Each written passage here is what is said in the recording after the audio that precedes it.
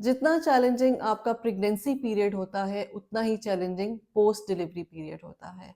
आज की वीडियो में हम डिस्कस करेंगे कि डिलीवरी या सी सेक्शन के बाद जो है न्यू मॉम्स को क्या चैलेंजेस फेस करने पड़ते हैं और हम उनको आसान तरह से किस तरह से रिमेडाइज कर सकते हैं। मैं हूं डॉक्टर सादिया मुमताज और आप देख रहे हैं गायनी टॉक्स।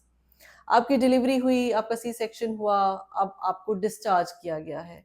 आपने ये मेक श्योर करना है कि जब आपको डॉक्टर डिस्चार्ज करती हैं तो एक तो डिस्चार्ज पे वो कुछ आपको वर्बल एडवाइसेस देती हैं और एक डिस्चार्ज स्लिप पे आपकी मेडिकेशंस लिखी होती है। Please it's a humble request कि आपने वो मेडिसिन हर सूरत इस्तेमाल करनी है। 4-5 दिन के बाद मुझे ये पता चलता है कि पेशेंट कहते हैं कि मेरे घर वालों ने या किसी ने कहा था कि ये तो डॉक्टर ने बहुत गर्म दवाई दे दी है, इससे क्योंकि तुमने बच्चे को दूध पिलाना है तो बच्चे को नुकसान होगा। प्लीज ये डॉक्टर को डिसाइड कर लेने दीजिए कि आपके लिए और आपके बच्चे के लिए क्या बेहतर है और क्या नुकसानदेह है। आपको जो मेडिसिन दी जाती है आफ्टर योर डिलीवरी और सी सेक्शन, उसमें इम्पॉर्टेंट मोस्ट इम्पॉर्टेंट होती है एंटीबायोटिक, जो कि अगर आप नहीं लेंगे तो आपका जख्म खराब हो सकता है।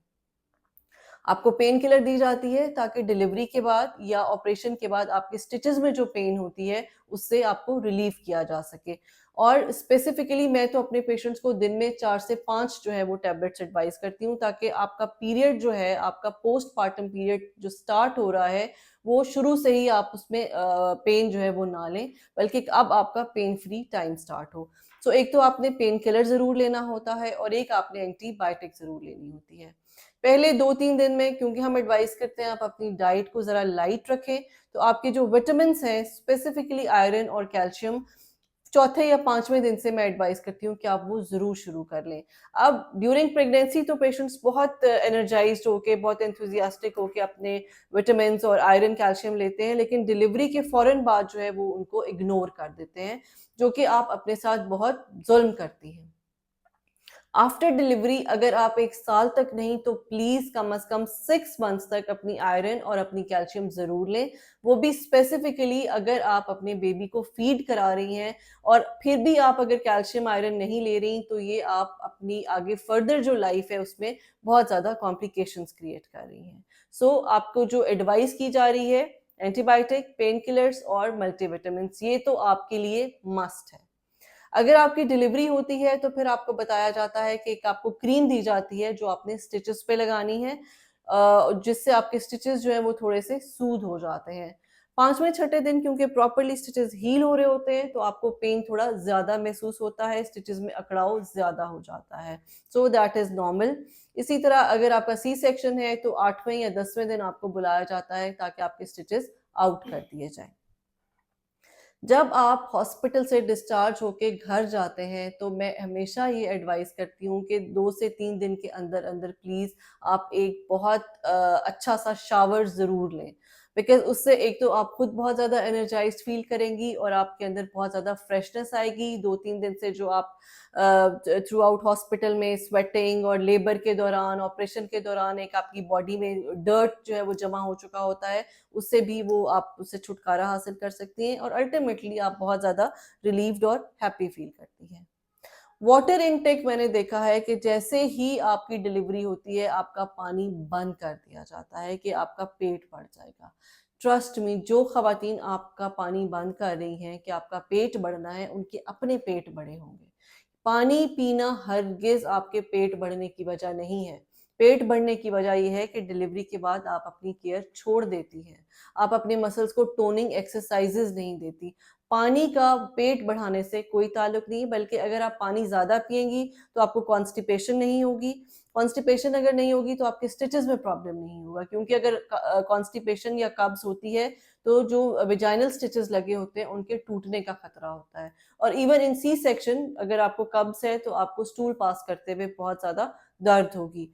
तो अगर आप पानी ज़्यादा लेंगी और आपको कब्ज नहीं होगी तो इस प्रॉब्लम से आपका छुटकारा आप हासिल कर लेंगी और आपके स्टिचेस भी जो हैं वो इजीली हील हो सकेंगे। इसके अलावा जो बेबी के साथ जो चैलेंजेस आपको फेस करने पड़ते हैं उसकी वजह से एक तो एंगोर्ज्ड ब्रेस्ट है।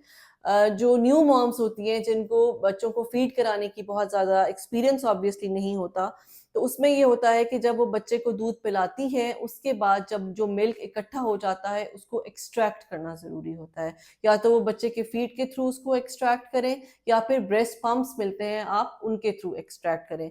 क्योंकि अगर दूध जो है वो छातियों में जमा रहेगा तो वो उसमें इन्फेक्शन हो सकती है, वो स्टेगनेंट हो सकता है, जिससे फिर आप छातियों का अकड़ाव हो जाता है, बहुत ज़्यादा पेन होती है, यहाँ तक कि इन्फेक्शन और बुखार भी हो जाता है। और ऐसी सूरत में फिर आपको डॉक्टर के पास जाना पड़ता है। सो जब भी आपको लगे कि आपकी ब्रेस्ट एंगॉर्ज हो रही है तो आप उसको एम्प्टी कीजिए, चाहे बेबी उसको फीड ले या फिर ब्रेस्ट पंप से। और दूसरा एक घरेलू आप टोटका इस्तेमाल कर सकती हैं कि छोटे से टॉवल को आप गर्म पानी में डालें और उस टॉवल को फिर आप अपनी ब्रेस्ट पर लगाएं, तो उससे जो वेसल्स हैं, जो मिल्क वेसल्स हैं, वो थोड़ा डायलेट हो जाएंगे। Another challenge is cracked nipples. मैंने हमेशा देखा है कि जो स्पेशली न्यू मॉम्स हैं वो कंप्लेन करती हैं कि निपल्स क्रैक होते हैं। तो उसकी वजह ये होती है कि आप प्रॉपर टेक्निक से बेबी को फीड नहीं कराते। अगर बच्चा अपने मसूड़े सिर्फ निपल्स पे प्रेस करेगा तो एक तो उसको प्रॉपरली मिल्क नहीं आएगा और दूसरा आपके निपल्स क्रैक हो सकते हैं। निपल्स के अराउंड एक गोल गोल एरिया होता है जिसको हम एरियोला कहते हैं। आपने बेबी के मुंह में वो एरियोला पे डालना है ताकि बेबी के जो गम्स है उस राउंड पार्ट पे प्रेस करें। जब वो राउंड पार्ट पे प्रेस करेंगे तो मिल्क भी ज्यादा आएगा, बेबी को फीड भी अच्छी मिलेगी और आपका जो मिल्क है वो भी ब्रेस्ट में जो है वो स्टेगनेंट नहीं होगा, कलेक्ट नहीं होगा।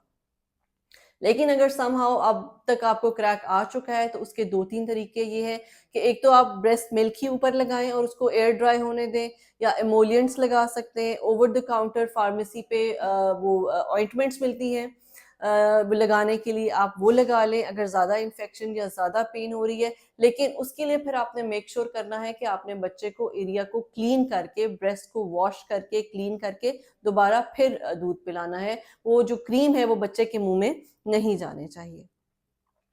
आजकल ब्रेस्ट फीडिंग कुशन्स हैं जो मार्केट में बहुत इजीली अवेलेबल है। मैं पेशेंट से रिक्वेस्ट करती हूँ कि प्लीज़ आपने ब्रेस्ट फीडिंग कुशन्स लेने हैं, क्योंकि जब आप बच्चे को दूध पिलाती हैं तो आपका पोस्चर बहुत ज़्यादा ख़राब हो जाता है, जो रीज़न होता है आपके बैक एक की, जिसका ज़िम्मेदार हमेशा कमर के टीके को ठहराया जाता है, जो कि ड्यूरिंग ऑपरेशन दिया जाता है या अगर आपने एपिड्यूरल लिया है।